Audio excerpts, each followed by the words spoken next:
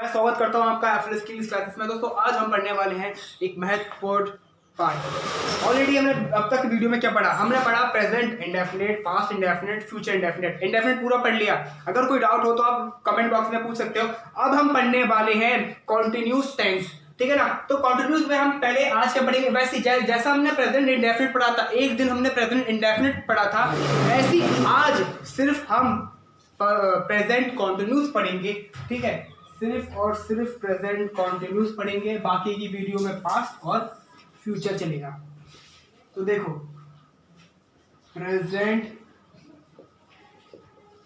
Continuous क्या, present continuous की पहचान क्या होती है? इसकी होती है रहा है, या फिर कह दो था है या रहा है, ठीक है। इन दोनों के यूज बहुत कम होते हैं, ठा है कि रहा है। कि जैसे मैंने बोला मैं खड़ा हूं और वह बैठा है, तो बस यही यूज हुआ और कुछ यूज नहीं होते। ज्यादातर यूज हम करते रहा है, वह जा रहा है, मैं पढ़ा रहा हूं, तुम देख रहे हो, वह खाना खा रहा है, वह क्रिकेट खेल रहा है।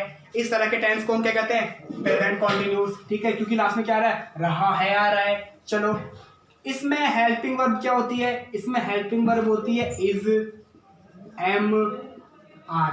तीन हेल्पिंग वर्ब होती है, ठीक है। इस किसके साथ लगती है? ही, शी, इट, नेम और सिंगुलर नाउन, ये हो गया इसके साथ। आर किसके साथ लगेगा? यू, वी, दे और प्लूरल नाउन, ठीक है। अब क्या बचा? अब बच गया एम बचा। एम के साथ क्या लगेगा? तो एम के साथ लगेगा हमारा आई, तो एम के साथ लग गया आई, ठीक है। आगे समझ में is, am, are. Present continuous में तीन हेल्पिंग वर्ब होती हैं, इज, एम, आर। इसके साथ लगते हैं singular noun he, she, it, name, और आर के साथ लगती है plural noun you, we, they, और एम के साथ लगता है हमारा I. Structure subject plus helping verb plus main verb plus object. देखो ये जो स्ट्रक्चर है ना, ये मैंने आपको रूल नंबर 1 में पढ़ाया था। ये इतना जरूरी है ना, इसलिए मैंने पहले पढ़ाया था, क्योंकि इंग्लिश में हर सेंटेंस में ये यूज होता है, क्योंकि ये स्ट्रक्चर है। इसी से पता चलता है कि सेंटेंस को बनाना कैसा है, ठीक है ना। कि सेंटेंस में पहले क्या आएगा? पहले सब्जेक्ट आएगा, फिर हेल्पिंग वर्ब आएगी, फिर मेन वर्ब आएगी, फिर ऑब्जेक्ट आएगी, ठीक है ना। ये प्रोसेस है कि हिंदी को इंग्लिश में ट्रांसलेट कैसे करें, ये प्रोसेस है। और एक प्रोसेस में एक और बताता हूं, एफएलबीबी, वो इससे ज्यादा इंपॉर्टेंट है। वो आ गया, तुम लोग बनाना आ गया, ठीक है। अब देखो एग्जाम्पल, मैंने क्या बोला? मैंने लिखा कि तुम इंग्लिश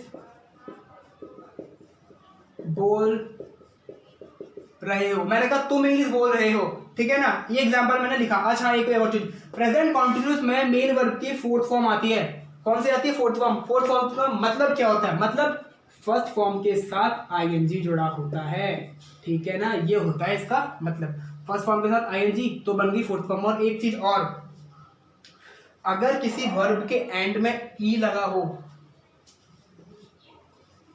अगर किसी वर्ब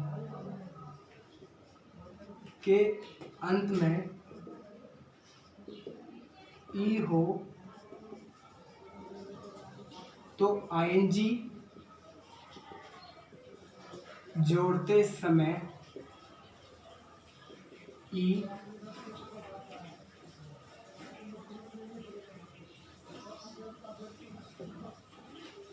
हट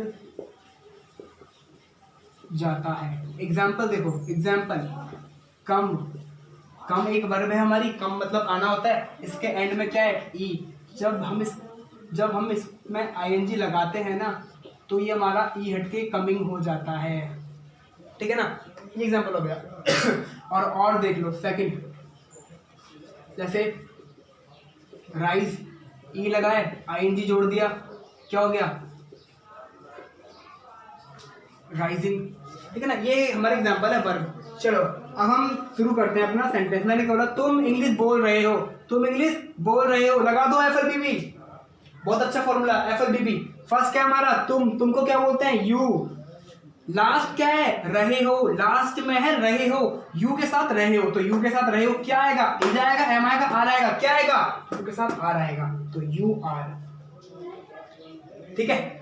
चलो एफएलबीबी में हमारा बैक गए, बैक को इस क्या लिखा है? बोलना, बोलने को बोलते हैं स्पीक, स्पीक, अब लगा दो ING, क्या हो गया, यू आर स्पीकिंग, फिर गए बैक इंग्लिश। तुम इंग्लिश बोल रहे हो, you are speaking English, negative, interrogative, double interrogative. तुम इंग्लिश नहीं बोल रहे हो, you are not speaking English. क्या तुम इंग्लिश बोल रहे हो, आर यू स्पीकिंग इंग्लिश।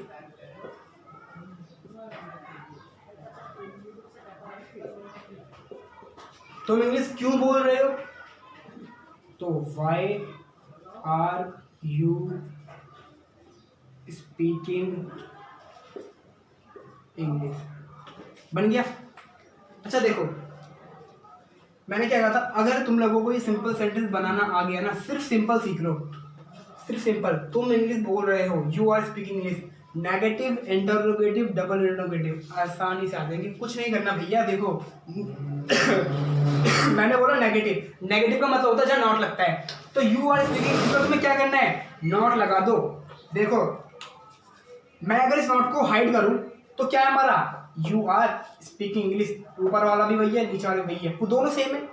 अगर सिंपल आ गया तो सारे आ जाएंगे। तुम्हें नॉट लगाना है तो नेगेटिव हो गया, और आर को आगे लगा दो, प्रश्नवाचक बना दो, तो बन गया इंटरोगेटिव, और वाई लगा दोगे तो बन गया डबल इंटरोगेटिव। आगे समझ में? तो ठीक है, आज हमने क्या पढ़ा, आज हमने पढ़ा प्रेजेंट कॉन्टिन्यूस।